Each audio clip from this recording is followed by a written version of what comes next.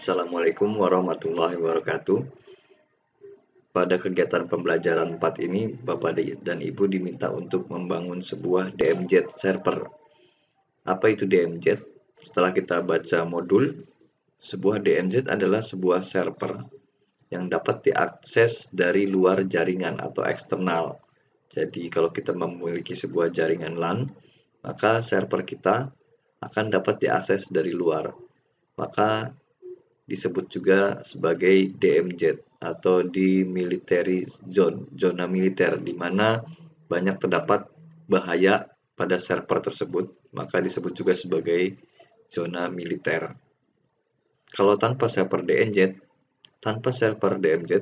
maka posisi server kita harus ada di atas.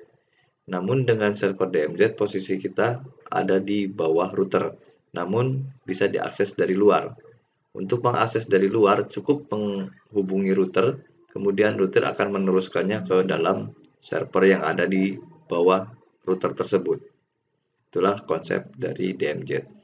Sebelum kita pasang DMZ, kita akan tunjukkan dulu bagaimana hasilnya tanpa DMZ. Pada komputer klien atau pada komputer server kita telah memiliki layanan web server. Saya akan tunjukkan.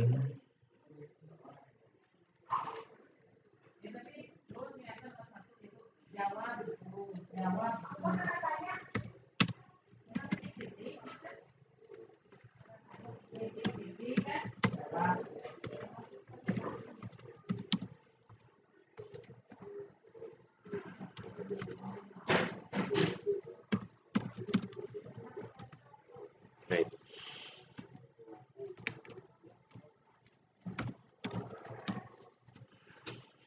Saya akan tunjukkan di sini sudah ada sebuah layanan web server dengan kontennya sederhana.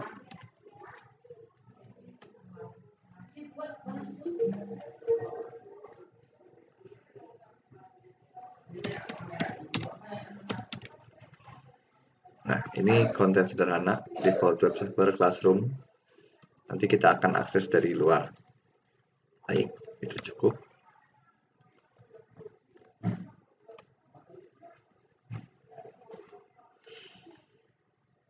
Selanjutnya kita akan coba mengakses dari jaringan eksternal. Ya, berarti kita akan panggil alamat 100.1. Ya, kita menggunakan command prompt.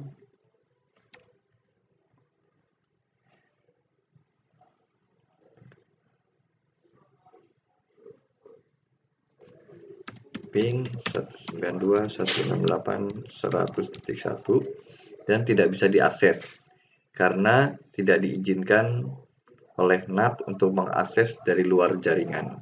Jadi kalau saya tunjukkan gambar, tidak diizinkan dari jaringan luar untuk mengakses ke dalam jaringan server yang ada di dalam, karena kita belum melakukan konfigurasi DMZ.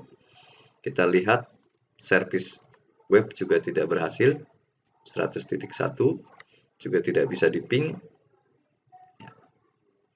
Begitu juga untuk router. Router tidak memiliki layanan web server, cuman router dapat di-ping.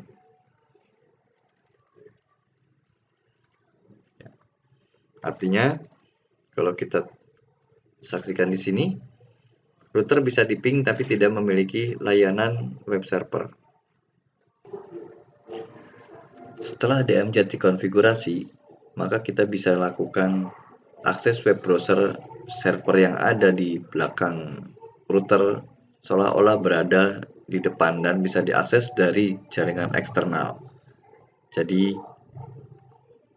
sebuah server yang ada di belakang router bisa diakses dari luar dengan mengakses alamat routernya 192.168.1.11.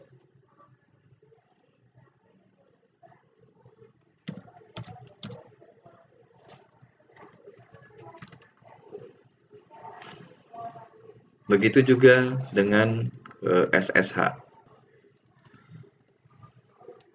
Saya cukup memanggil alamat router,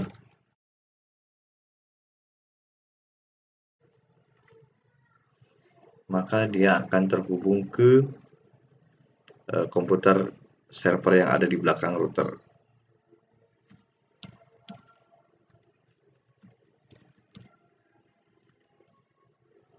Kita lihat IP-nya. IP-nya adalah 100.1. Baik, mungkin itu yang akan Bapak lakukan untuk melakukan pengaturan DMZ. Dan untuk job sheet setelah disediakan, semuanya bisa mengacu pada job sheet atau lembar tugas yang telah disediakan.